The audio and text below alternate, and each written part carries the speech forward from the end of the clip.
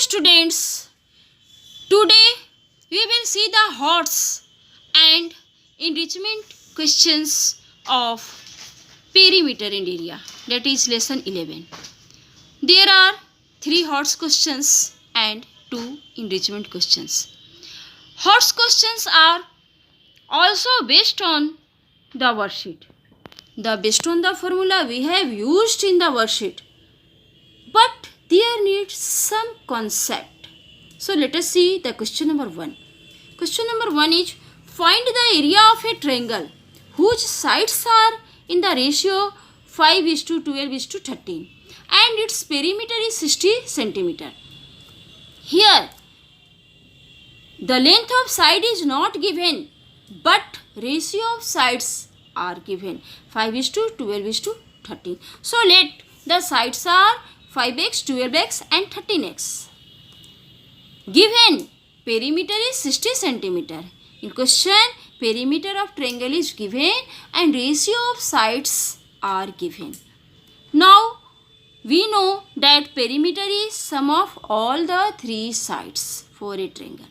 For a triangle, perimeter is sum of all the 3 sides, length of all the 3 sides. So 5x plus 12x plus 13x is equal to 60. Adding we get 30x is equal to 60 centimeter. X is equal to 60 upon 30, that is 2 centimeter. Now we have got x is equal to 2 centimeter. So we can calculate the sides. Sides are 5x, means 5 multiplied 2, that is 10 centimeter. Second side is 12x, means 12 multiplied 2, that is 24 centimeter. And the third side is 13x, means 13 multiplied 2, that is 26 centimeter. Here we have got all the 3 sides of triangle, that is 10 centimeter, 24 centimeter and 26 centimeter. Now among these 3, the longest side is 26 centimeter. Square of longest side is 26 multiplied 26, that is 676 centimeter. Now we should find the sum of the square of other 2 sides. The square of other 2 sides is 24 square plus 10 square. 24 square plus 10 square, we get 676. Here we observe one thing, that the square of longest side, the square of the longest side of triangle is equal to the square of the other, the square of the sum of the square of the other 2 sides. That means clearly the triangle is right triangle. हम लोग पहले से ही जानते हैं कि अगर longest side का square other 2 sides के स्क्वायर के इक्वल हो, उसके सम के इक्वल हो, the triangle must be A right triangle. तो ये जब राइट ट्रायंगल हो गया तो इसमें हाइट और बेस क्या होगा, other than hypotenuse, other than longest side we have 24 and 10. These are height and base. Now we can easily calculate the area of triangle. Area of triangle is equal to half into base into height. That means half into 10 multiplied 24, we get 120 centimeter. Now we are going to solve question 2.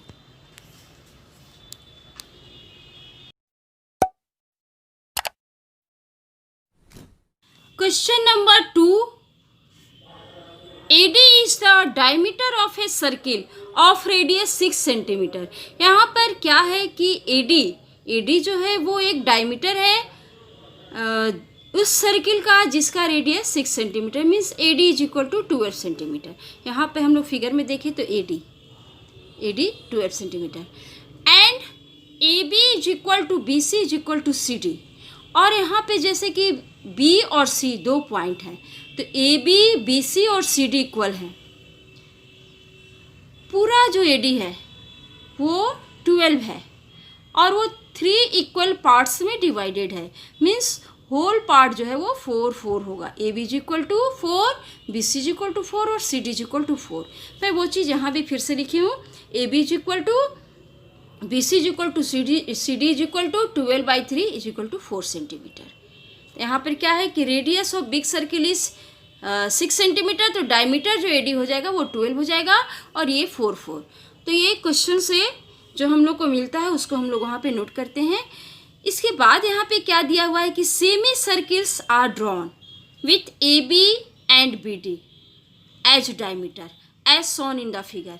जैसे A B diameter को लेकर के एक semi circle draw किया हुआ है, ठीक है। और इसके बाद बी डी को डायमीटर लेकर के एक सेमी सर्किल ड्रॉ किया गया है, ठीक है। ये फिगर में दिखाया हुआ है कि एक और एक ये दो सेमी सर्किल्स हैं। फिर हमें क्या क्वेश्चन है कि find the perimeter and area of the shaded portion. तो यहाँ पर क्या है कि पेरीमीटर, इसका जो है वो पेरीमीटर हमें निकालना है ना। ये जो हमारा शेडेड पोर्शन है इसका पेरीमीटर, और हमें फिर इसका एरिया भी निकालना है।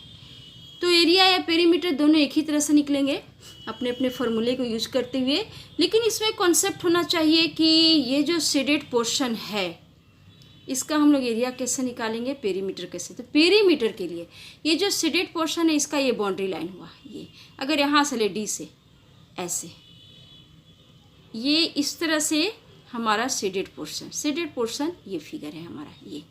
तो इसका पेरीमीटर क्या होगा, इसके बाउंड्री लाइन मीन्स एक ए बी क्या है, एक सेमी सर्किल। तो इसका सर्कमफ्रेंस हम निकालेंगे हैविंग रेडियस 2, चूँकि ये भी पूरा है वो 4, तो इसका रेडियस हाफ हो जाएगा 2। और बी डी जो है, ये बी डी जो है हमारा है 4 and 4 8, यानी कि 8 is diameter of this semi circle, so radius will be 4।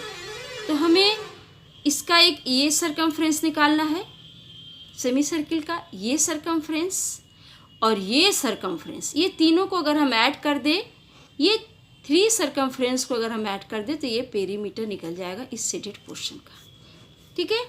तो रेडियस ऑफ बिग सर्किट 6, और यहाँ तक मैं आ गई हूँ। इसके बाद क्या है कि पेरीमीटर ऑफ शेडेड पोर्शन, तो यहाँ पर ए बी, बी डी और ए डी, इस तरह से हम लोग ये करेंगे, ये तीनों को हम लोग निकालेंगे, ठीक है।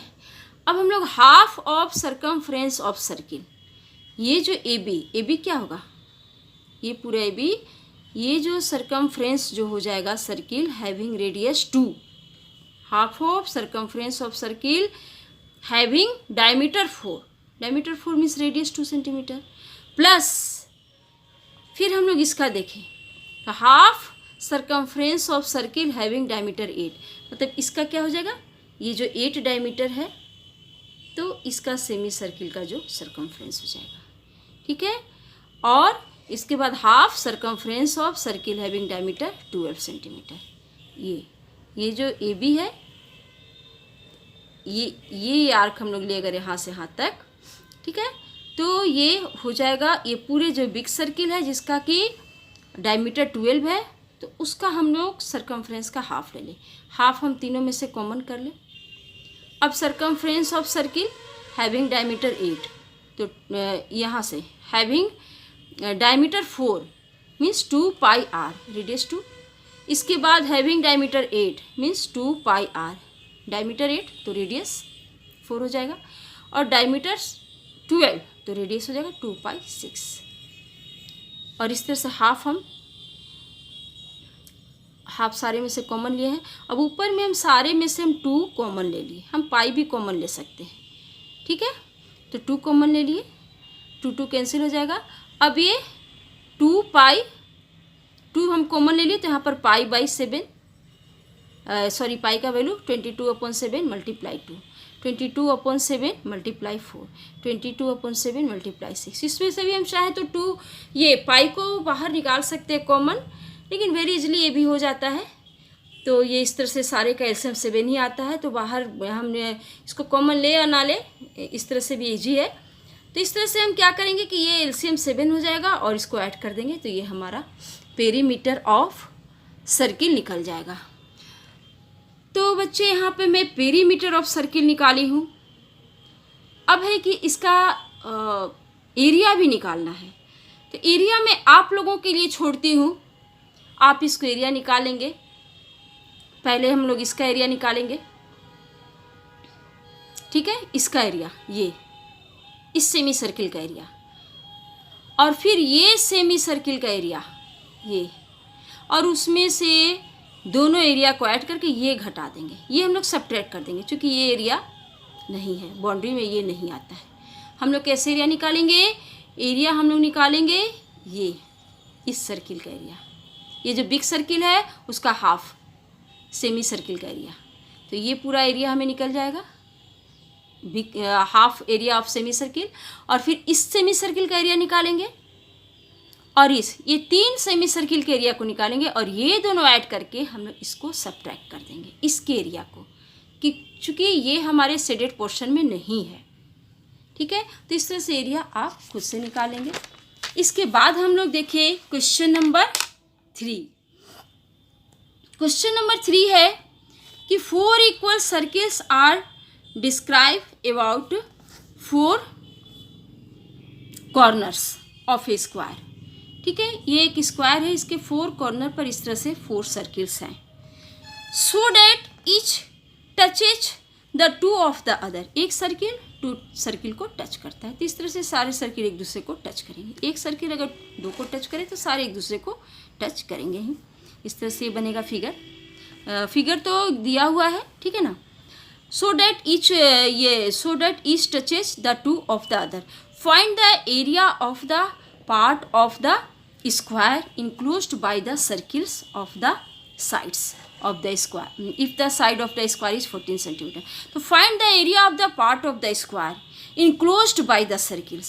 ये जो स्क्वायर का जो भी पार्ट ये चारों सर्किल के द्वारा ऑक्यूपिड किया गया है, इंक्लोज्ड है, उसका एरिया निकालना है। Very simple. हम लोग को क्या करना है कि सिर्फ एक सर्किल का एरिया निकाल करके उसको 4 से मल्टीप्लाई कर देना है, तो वही तो चारों सर्किल का that will be the area of all the 4 circles, और वही एरिया जो है वो 4 सर्किल जो है स्क्वायर के एरिया को इंक्लोज किए हुए हैं। एक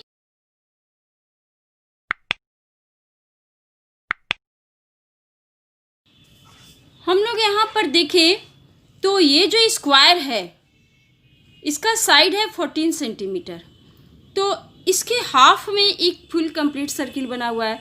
date means radius of circle is 7 centimetre, तो sorry diameter of circle is 7 centimetre, तो इसका रेडियस क्या हो जाएगा 7/2, यहाँ से यहाँ तक अगर देखें तो ये डायमीटर 7 हो गया और फिर ये 7, तो ये 7 का मतलब क्या है कि ये डायमीटर जो है of each circle is 7 centimetre, तो रेडियस क्या हो जाएगा 7/2। यहाँ पर diameter of circle is equal to ये पूरा 14 का हाफ यानी 7, तो radius of each circle is equal to 7/2। Area of the part of square enclosed by the 4 circle. ठीक है, हम लोग क्या करेंगे 4 मल्टीप्लाई एरिया ऑफ 1 सर्किल, तो 4 मल्टीप्लाई पाई आर स्क्वायर और 4 मल्टीप्लाई 22/7 और मल्टीप्लाई आर की जगह पर 7/2, इस तरह से कैलकुलेट करके 154 centimetre. Now there are 2 enrichment questions. So let us see.